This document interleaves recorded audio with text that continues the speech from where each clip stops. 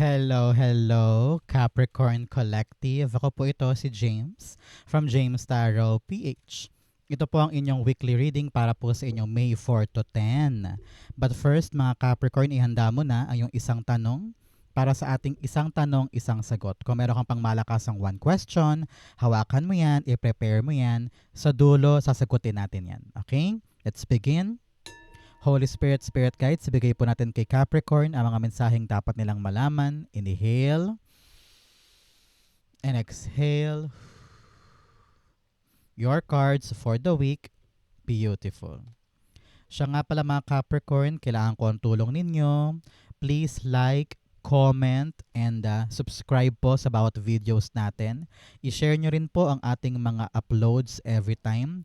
Nang sa ganun, marami pang Capricorn ang talaga makapanood ng ating reading. Salamat din po sa mga hindi nag-i-skip ng ads. Nako, yan talaga yung tanging paraan po para palaguin ang ating channel. Support me and continue not skipping the ads. Salamat po. So, in the background, meron kang the Two of Pentacles. Sabi dito, panahon na Capricorn for you to make a choice. Meron kang mga dapat timbangin daw tungkol sa mga bagay na gusto mong gawin. Halimbawa, balak mong pasukin itong negosyo na ito, pero kailangan mo daw timbangin kung ano yung mga bagay na dapat mong paghandaan, dapat mong i-consider, dapat mong isakripisyo, or dapat mong unahin muna nang sa ganun kapag pinili mo talaga yan, alam mo na ng buong buo kung ano yung dapat mong kaharapin. No? Pinapayuhan ka rin dito Capricorn na this week, panahon to para balansehin ang buhay. Kapag pagod ka na, learn to rest. Kapag parang feeling mo you don't have the power or energy to do something today, okay lang yan, ipagpaliban mo muna, pahinga ka muna. No? It's all about you balancing your life. Hindi naman kada araw talagang on the dot ka, di ba? Meron ding mga panahon na kailangan mo munang mag-lie low, to take care of yourself, to have fun, to prioritize your happiness. At meron pa namang bukas para balikan yung mga dapat balikan, di ba? Sabi rin dito, this week you need to have the courage to say no sa mga bagay or tao na alam mong hindi mo na kayang asikasuhin today dahil marami ka pang ginagawa. So, you need to balance everything. Pag hindi kaya, say no. Kapag sobra na, sabihin mo busy ka. At kung meron ka mga desisyon, timbangin muna. Okay? Especially here in your core energy, meron kang the Ace of Wands. Meron kang magandang idea or magandang plano na parang super exciting. Sabi mo, try ko kaya to, parang gusto kong simulan, parang gusto kong gawin, parang nakaka-excite naman. Pero your spirit guides are telling you, teka, check muna natin kung swak ba sa budget, swak ba sa schedule, kaya ba ng katawang lupa, malapit lang ba yan? Baka mamaya maubos ang oras natin dyan. Parang ganyan, no? So, kaya sabi ko nga sa inyo kanina, balansehin mo muna. Tignan mo muna. If this is something that you really want, you really need, and capable of. Kasi baka mamaya, ginanahan ka lang, nagustuhan mo lang, pero in reality, teka, kaya ko ba talaga to? Gusto ko ba talaga siya? And nangailangan to ng tapang ha? Nangailangan to ng confidence. Ang tanong, confident ka ba to put this new thing in your very busy life? Ang sagot ay nasa sayo kung kaya mo siya. Okay? Ace of Wands, the Seven of Wands. Yes, siguro, marami ng tao sa paligid mo ang sinasabihan ka rin na, kaya mo ba talaga yan?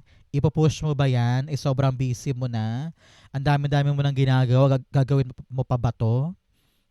Meron sigurong tao sa paligid mo ang sinasabihan ka ng, naloloka ka na ba, Capricorn? Do you really want that in your life? Parang ganyan. So, this idea or this new opportunity or new door na talaga namang super exciting, kailangan mo tong panindigan kung talagang gusto mo. Okay? Ayaw kitang diktahan, ayaw kitang pigilan. Ramdam ko dito, sabi ng yung spirit guides, gusto niya eh. Pangarap niya eh. And kitang-kita ko dito, you will defend this new thing. You will prove to them na parang, gusto ko to eh. Ilalaban ko to. Parang ganyan. So, Kailangan dito, timbangin mo na ngayon, Capricorn, sa schedule mo kung paano mo to isisingit, kung paano mo to isasabay sa napakarami mo pang ginagawa. Kung talagang alam mong kaya mo, then push. I will support you. I will clap for you if this is something talagang gusto mong ipanalo. Congratulations in advance, okay? So, Capricorn, ano ba tong mga bagay na gusto mong simulan na super exciting ka, na kahit anong mangyari, talaga namang gagawin mo? Comment down below, i-manifest natin ang iyong tagumpay dyan, and it will happen for you. In the area of what you need to focus on, meron po kayong the Emperor card. Sabi dito, mag-focus ka sa iyong aksyon kaysa puro plano. No? Because Emperor card is a person of talagang taking action. Kikilos siya, hahakbang siya, ilalaban niya, tatayo siya pag kinakailangan. Hindi yung parang iiwasan, lalayuan, ia-avoid, iisang tabi, ipagpapabukas na lang. No. He is all about you doing the right thing. Having the discipline, the courage, the tapang, and the power to take control of your life. Sabi ko nga sa inyo, matapang ka na ngayon para hindian, tumanggi, or ipaglaban yung alam mong tama for yourself. So, it starts with your own bravery. No? Pinapayuhan ka rin na kapag merong aberya, aksyonan agad. Kapag may issue, lakarin agad. Kapag merong mga dapat tapusin, tapusin na. Pag may kailangang galawan, galawan mo na. No? Your action will determine the accomplishment of your endeavor this week. Pinapayuhan ka na maging matapang at harapin. Emperor, the Hermit card. Sabi dito ng iyong spirit guides, for a very long time, parati kang umiiwas sa mga bagay na dapat harapin. Parati kang naghahanap na excuse. Sinasabihan mo na, hindi ko pa alam. Ay, hindi pa ako sure. Ay, wala pa kasi akong pera. Ay, wala pa akong energy ngayon. Ay, hindi pa ako condition ngayon. No? Parati kang naghahanap na excuse sa mga bagay na kayang-kaya mo namang harapin. You always think of much better. Ay, much better pa yun. Ay, mas okay pa yung isa. Yun muna hihintayin ko. Pataas yung hinahangad mo, kaya lalo kang naliligaw. Kaya lalo kang natatagalan or nade-delay. Your spirit guides are telling you, the answers are within. Kakahanap mo sa iba't ibang bagay, pero ang sagot, ang kalutosan, ang kasagutan ay nasa sayo lang. You are the main ingredient para ma-solve yung hinahanap mo or ma-accomplish yung pilit mong inaabot. So begin today with bravery. And soon you will realize that the answer ay nandyan lang pala sa harapan mo. Hindi mo lang siya niyayakap ng mabuti. Okay? So huwag kang matakot ngayon kung marami kang question, marami kang duda, marami kang katanungan. Okay lang yan. Ang importante, you are fighting and starting and moving because sooner than later, it will all make sense. Okay? So, Capricorn, taga saan po kayo? Saan po kayo nanonood ng ating reading for today? At ano po yung fiesta sa lugar ninyo? Comment down below. In the area of what you need, meron po kayong the Sun card. You need to be optimistic this time. Alam mo, narinig ko rin dito na huwag mong isipin na mahirap siya. Tingnan mo to, yung bata.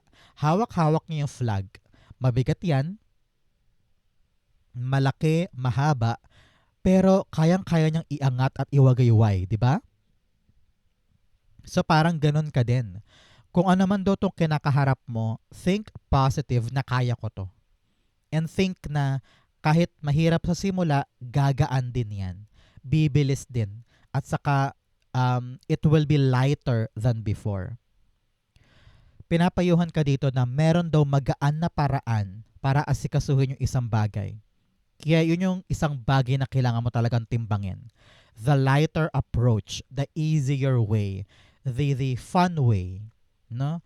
Wag mong pahirapan ang sarili mo and wag mo daw didibdibin yung mga bagay na meron sa paligid. Daanan mo lang. Kapag may aberya dyan, okay lang, aasikasuhin ko. Hindi ko na papakomplikaduhin pa. No? And be optimistic. Here you have the sun and the moon. Kung ano man daw yung mga malabo, lilinaw. Kung ano yung mahirap, gagaan. Kung ano yung parang nakatali ka, lalaya ka. At kung ano yung mga unsure, ngayon lalabas yung talaga namang katibayan na kaya ko to, magagawa ko to, merong patutunguhan. The end of the hardship is coming, and the lighter ways or the lighter cycle is about to enter your life. Congratulations. Sun card, you have the Ten of Pentacles. Yes, you're really on the path of abundance, a path of paglago, pagyaman, pagkita ng malaki, or pagkakaroon ng isang long-lasting, secured, matibay, at talaga namang pangmatagalan na bagay. Hindi ito temporary. Hindi ito for the next month lang o for today lang. You are now building and doing something na alam mong long term. No? Kung magsisimula ka ngayon na mag-aral ulit or pag-aralan yung ganyang negosyo or simulan yung ganyang sideline or business idea, sabi dito, that idea will give you long-term prosperity. No? Ang kailangan mo lang talaga dito, lakas ng loob at optimism na magagawa mo. Kasi posible siyang tumagal sa buhay mo at magpaangat sa buhay mo. Congratulations. In the area of what's affecting your current energy, meron kang the Six of Pentacles. Sabi dito ng yung spirit guides, you really need na i-evaluate muna kung meron ba ako mapapala dito. Ano yung mga dapat kong bitawan para magkaroon ako ng oras dito. No? Kasi kitang-kita ko dito na busy ang mga kamay mo eh. Busy ang schedule mo, busy ang oras mo. May time ka pa ba para asikasuhin to? Sabi ng yung spirit guides kung talagang gustong-gusto mo yan, sabi niya, gusto niya eh. Di hayaan natin siya. Parang ganyan. Dahil gusto mo to, kailangan mong i-evaluate ngayon yung oras mo. Kanina mo dapat ilagak yung oras, time, energy, effort, nang sa ganun marami kang oras para sa bagay na ito. Pinapayuhan ka to really put more energy, time, and money sa bagay na to kasi kinakailangan. No? In order for you to receive something, first, you have to give muna. Ikaw muna mag-e-effort, ikaw muna magbibigay, ikaw muna ang kikilos nang sa ganon ito ay dumating na sa buhay mo. I don't know why, narinig ko dito bagong trabaho, bagong passion, or bagong negosyo at talagang ipaglalaban mo kasi alam mong para sa'yo. Congratulations. Six of Pentacles, the Five of Pentacles. Sabi na yung spirit guides, hindi mo daw kailangan magpakahirap sa isang bagay na alam mong struggling na. You need to pivot yourself on something that is promising, exciting, and new sa buhay mo. Kaya kahit na walang sumusuporta sa'yo, walang tumutulong sa'yo, at parang feeling mo you are doing this on your own, okay lang. You need to accept na minsan talaga namang solo lang tayo sa mga pangarap natin. And we need to prove to everybody na magagawa natin. Congratulations. In your near future, meron kang the Moon card. Moon card's all about you doing things kahit mahirap, kahit malabo, kahit hindi sigurado. Pero kung alam na alam mo sa puso mo na akin to, ma-accomplish ko to, do it. Continue doing it. Okay? Pinapayuhan ka rin na ang kadiliman sa buhay ay matatapos din. Pasasaan din ba na lahat ng hirap mo ay meron ding kakahinatnan na maganda? No? Ang importante lumalaban ka. Ang importante na nanalig ka na whatever is waiting for me at the end of this tunnel ay magandang bagay. Importante yan. At kung ano man yung mga temporary problems or mga takot, alinlangan, or duda, or loneliness, it will end. Patuloy mong balansehin ang buhay mo. Nagpapakahirap ka dito, nagkatrabaho ka dito, pinagusumikapan mo to, balansehin mo. Go out, have fun. Pero babalik ka pa rin dito para asikasuhin siya. Pero may time ka pa rin to rejoice, to give yourself the indulgence na kasabay dapat at kakambal dapat ng paghihirap dito. Kung sa araw nagkatrabaho ka, malala, no, talagang nakasubsob ka dyan, sa gabi, mag-videoke ka. Bonding time with family, bonding time with kids, no? Kailangan binabalanse mo yung kayod mo, para hindi ka maupos, para hindi ka ma-burn out, at para hindi ka mawala ng gana. At hindi mo ma-feel na para kang robot lang, no? Moon card, you have the Knight of Wands. Yes, push pa. With passion, with love. Kahit gaano kalubak yung daan, kahit gaano ka nakawala ng tulog, no? At parang feeling mo, kaya ko pa ba? Kaya mo. With passion, with your dedication, alam mo eh. Alam mo kung gaano to kahalaga. Alam mo kung gaano to kaimportante sa'yo. Kaya kahit na nahihirapan along the way, your passion will make you push through sa mga bagay na ito. Congratulations. Okay? Narinig ko dito parang tinetest ka lang ng tadhana eh. Parang hanggang saan ang kayang gawin ni Capricorn para panindigan tong bagay na ito nang sa ganon ma-realize the universe na wow, Capricorn really wants this thing. No? So, prove to the universe na hindi ka hihinto kahit na mahirap dahil alam mong para sa iyo yan. Okay? In your challenge, meron kang the 9 of Cups. Alam mo, sabi dito ng yung spirit guides, huwag kang masyadong pakampante. Huwag kang masyadong feeling na, okay yan. Kahit di ko paghirapan yan, akin yan. Meron kang sense of, ayoko sabihin pero prangkahan tayo.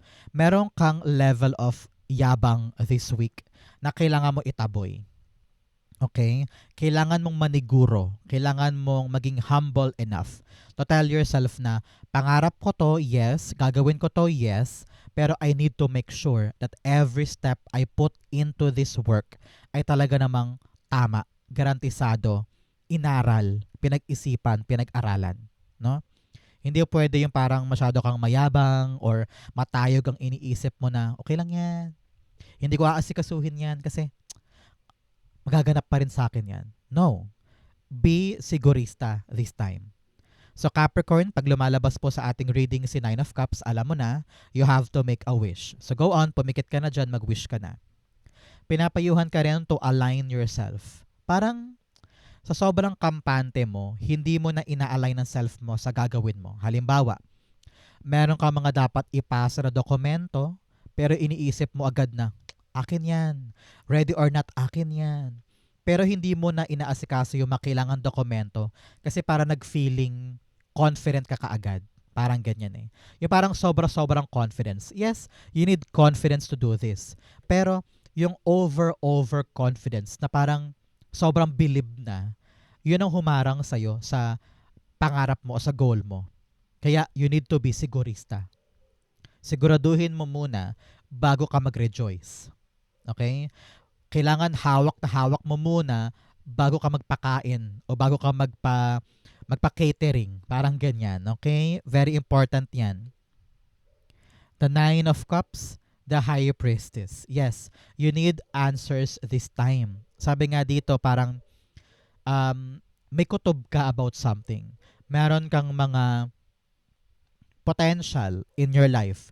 Pero dahil parati mo iniisip na things will come to me kesa things should be approached this time, no? Iniisip mo na sila lalapit. Upo lang ako dito, sila lalapit, sila magmamakaawa, sila ang makikiusap sa akin. Pero in reality, dapat reverse. Ikaw ang kikilos, ikaw ang gagawa, ikaw ang hahakbang, kesa nakaupo ka lang dyan at naghihintay. Yun ang mga bagay na dapat mong baguhin sa'yo. Yung parang, you always wait imbes na magpakapawi sa isang bagay. So, may mga pagkakataon sa buhay mo na minsan daw you need to realize na you have to trust your ability. Kaya naghihintay ka lang kasi minsan ayaw mong mapatunayan na mali ka, ayaw mo mag-fail, ayaw mong mapagod, or ayaw mo yakapin yung responsibility. Kasi nga matrabaho, kasi nga maraming dapat asikasuhin, ayaw mo ng unnecessary stress. Pero kailangan yan eh. Kailangan mong gumalaw eh para maabot yung pangarap mo. Kaya believe in your ability na kaya mo to. At huwag feeling confident masyado. At huwag feeling na, alam mo yon yung darating sila lalapit sa akin. No. You need to work on this. Okay? In your fortune, meron kang journey by moonlight, believe in magic. Maniwala ka sa mga milagro ng buhay. Kaya kailangan mong kumilos. Minsan kasi iniisip mo, ay baka walang mangyari dyan. Hayaan mo sila lumapit sa akin. Ayokong ako ang gagalaw kasi baka mamaya mapahiya pa ako. Baka mamaya mapagod lang ako. No. The sky is the limit. And you need to approach this thing with power, with dedication. Kasi hindi lalapit ang swerte kung nakatenga ka lang dyan. Okay? Miracles can happen. Pero kailangan mo munang i-prove kay universe na ready kang yakapin yung blessing at hindi mo siya sasayangin. Okay? Here, in your fortune, meron kang the Three of Wands. Three of Wands all about expansion and growth. Kung meron po kayong hinihintay na magandang balita, tawag, text, email, or konfirmasyon, yes, darating siya this week. Nakita ko rin dito na nakapag-decide ka na. If you want to move forward with something, ramdam ko dito na wala ng lingunan, wala ng balikan pa to, talagang hahakbang ka na forward. And your readiness, your bravery this time, ang sasagot sa mga question mo, ang sasagot sa mga alignment mo sa pangarap mo. Kapag hindi ko humakbang, walang mangyayari. So ngayon, darating na.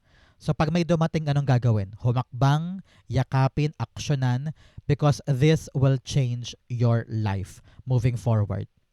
Pinapayuhan ka rin dito to make a choice. Make a choice para makapagsimula na sa isang bagay. Three of Wands, the Knight of Swords. Pataasin mo ang iyong energy. Talaga namang merong quick result or announcement or good news na wala kang ibang choice kundi actionan siya or hakbangan siya. Ramdam ko dito na sabi ng yung spirit guides, kapag dumating tong balitang to, hindi ka niya bibigyan ng chance para makapag-isip or makapaghanda. Kapag dumating talagang boom, kailangan mong gumalaw, parang ganyan. Kaya importante dito, Capricorn, you know the stages in your life. Alam mo kung ano yung mahalaga sa hindi. Para madali siyang bitawan, kung ano yung kabitaw-bitaw, para pag pumasok to, ready ka. Halimbawa, you are busy with work and bahay, with busy ka rin sa yung sideline and mga gimmick. Pag pumasok to, bibitawan mo yung gimmick para may time ka pa dito. Parang ganyan. Okay? Congratulations. The good news na matagal mong hinintay dumating nandito na, kaya prepare. In your divine messages, meron kang a fiery climax approaches. Yes. Meron daw pong matinding pagkatapos sa isang bagay na dapat mong paggandaan dahil next level ka na. In your divine messages, meron po kayong lover's card. Sabi dito, kung meron ka mga aksyon, meron ka mga bagay na papanindigan mo this week, kausapin mo yung family members mo para malinaw sa kanila yung posisyon mo sa gagawin mo. Nang sa ganon, you will get their support and they will understand you sa mga gagawin mo. Payo din to sa'yo, Capricorn, to love what you want to do. No? Mahalin mo yan. Because if you love something, tatagal ka dyan at mag-excel ka dyan. And you will reap the great rewards and long-lasting abundance kapag minahal mo yung ginagawa mo. Pinapayuhan ka rin ng panindigan, no? Panindigan mo yung choice mo. Hindi pa iba-iba. Hindi ngayon gusto mo, bukas ayaw. No. Your spirit guides are asking for your full commitment sa isang bagay nang sa ganon magkaroon siya ng definitive effect sa buhay mo. Lover's card, the Sun card. Yes, clarity is what you need. Kitang-kita mo yan dalawang beses na may araw sa cards mo. No? You need clarity. You need na magkaroon ng kaliwanagan para panindigan to. Kasi kung malabo sa'yo, baka bitawan mo rin yan along the way. Pero pag malinaw na malinaw sa'yo kung bakit mo to pinipili, kakapitan mo yan hanggang sa dulo or hanggang sa maipanalo mo. Okay? Outcome mo to, bigyan mo na kita ng fortune cards. You have a parrot.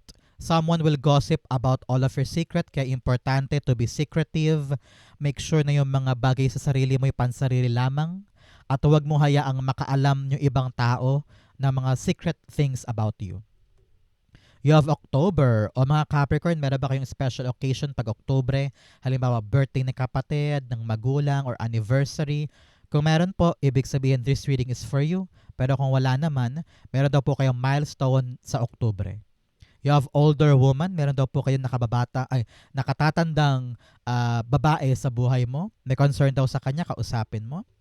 You have hammock, taking a vacation physically or mentally. Sabi ko nga, balance your life. Kung kailangan mapag-isa, kailangan magbakasyon or mag-enjoy, do it. You also have dog barking, advice from a friend. Makinig daw po kayo sa payo ng isang kaibigan. Malaking tulong yan sa mga gagawin mo this week. Ang outcome ni Capricorn for May 4 to 10, you have the Four of Pentacles. Balance. No? Balance ang pera, balance ang negosyo, balance ang trabaho, balance ang buhay. No? Whatever you need is here. Yayakapin mo yung alam mong para sa'yo. And this time around, sa pagbalanse ng mga bagay-bagay, ile-let go mo na yung mga bagay na alam mong is not aligning with your life. Halimbawa, lilinisin mo na yung closet mo, ipamimigay mo na yung mga luma mong damit, o kaya bibitawan mo na yung gimmick-gimmick o cellphone, or panonood ng Korean novela every night para ma-align mo ang sarili mo sa trabaho, para hindi ka pagod, hindi ka puyat. O kaya sa negosyo, babawasan mo na yung pamimili ng certain na product na hindi naman pala mabenta at dodoblehin mo yung mga mabebentang product. O kaya sa iyong buhay in general, you are now eliminating yung mga asungot na walang halaga para mayakap mo fully yung mga mas importante. Congratulations. Four of Pentacles, the Death card. Yes, you are now transforming your life. Very, very good for your Capricorn. Kita ko dito na yung mga hindi gumagana, sabi mo, chupi na yan, papaltan ko na yan. Kapag niluwagan mo ang buhay mo at pinaalis mo yung mga dapat na alisin, papasok yung mga bago. At doon tunay talaga magka-transform ang buhay mo. Tinitigilan mo na yung walang saysay. Tulad nga ng sabi ko kanina, halimbawa, nanonood ka ng Korean novela every night. 5 episodes kada gabi. Kaya nangyayari, puyat ka sa trabaho, hindi ka makapag-perform ng tama. Pero ngayon, inaalis mo na yan. Sabi mo, 1 episode na lang per night. Para meron pa akong tamang tulog, para makapag-trabaho pa ako, makapag-perform pa ako ng masigla. At hindi ako puyat. No? So, nagka-transform ka ngayon for your better. Para maging aligned and stable ang life mo moving forward. Congratulations. So Capricorn, dumako na tayo sa yung isang tanong, isang sagot. Close your eyes. Mabilisan lang to and think of your question. Inhale and exhale. The answer to your question, you have Knight of Swords, the King of Cups, and the Five of Swords. At the bottom, you have the Eight of Swords. Masyado mong ginaguard ang sarili mo. You're thinking na hindi mo kaya, hindi mo magagawa, na parang wala kang paraan. Nakatali ka at wala kang magawa no? Your spirit guides are telling you na parang wag mo masyadong isipin yung negativity para nang sa ganun makagalaw ka. Wag mong haluan daw ng emosyon mo. Utak kang pairalin at wag daw personalin nang sa ganun makaisip ka ng tama at logical way to approach the problem. Pinapayuhan ka dito na magdahan-dahan at wag daw mamadaliin ang iyong sagot o iyong kilos nang sa ganun hindi ka magkamali. Sabi dito, take your time because kailangan talagang isipin yung right strategy. Pero importanteng baguhin mo kung paano mo siya ina-approach na hindi puro nega, hindi puro pangamba, hindi puro stress. Alisin mo sa isip mo yung mga negative self-talk kasi kayang-kaya mo daw Minsan, minamaliit mo ang sarili mo na ay baka hindi ko kaya, ay baka hindi ko magawa, ay baka kapos ako, ay baka ma-reject lang, baka mag-fail lang. Begin to trust yourself and elevate your power. No? Isip ang pairalin, wag emosyon. Kasi minsan yung emosyon mo, nakakasira ng diskarte mo.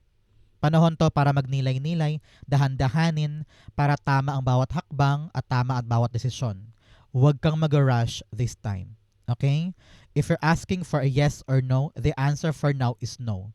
Kasi marami ka pang dapat ayusin, marami ka pang dapat alisin sa mindset mo, at maraming i-practice na, okay, kakalmahan ko lang, iisipin ko muna tong mabuti, at kailangan ko muna mag-slow down because kakamadali mo, diyan ka nararatel, diyan ka nahihirapan.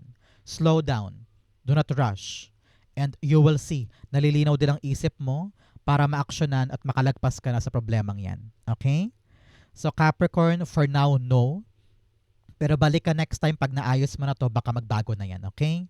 So ito po ang inyong isang tanong, isang sagot. Ganoon din po ang inyong May 4 to 10. Sa po ka nakaresonate, comment below, babasahin ko po yan. Thank you Holy Spirit, Spirit Guides for the clarity and messages sa dapat malaman ng mga Capricorn this week. Thank you po for watching hanggang dulo. I love you. This has been James for James Taro PH. God bless everybody.